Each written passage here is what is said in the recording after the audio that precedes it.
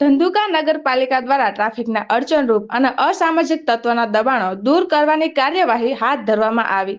નગરપાલિકાના chief officer વિશાલ પટેલ અને staff bulldozer સાથે ધંધુકાના ખાટકીવાડા વિસ્તારમાં પહોંચ્યા હતા.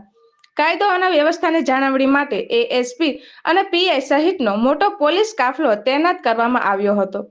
ખાટકીવાડા ખાતે એક મકાનનો 3 થી 4 ફૂટનો ગેરકાયદેસર દબાણવાળો ભાગ જીસીબી મશીન દ્વારા તોડી પાડવામાં આવ્યો તો આસપાસના ગેરકાયદે બાંધકામો કરેલ મકાન માલિકને નોટિસ મળે તરત જ દબાણ હટાવી લેવામાં ચીફ ઓફિસર વિશાલ પટેલ દ્વારા તાકીદ કરાઈ હતી.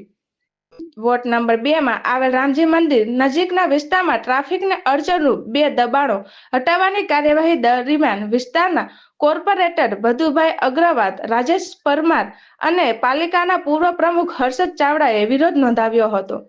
આ વિરોધને ધ્યાનમાં લઈને ચીફ ઓફિસરે દબાણ હટાવવા માટે 7 દિવસની મુદત આપવા જણાવ્યું કે આ સમયમાં સિટી સર્વેની માપણી કરવામાં આવશે.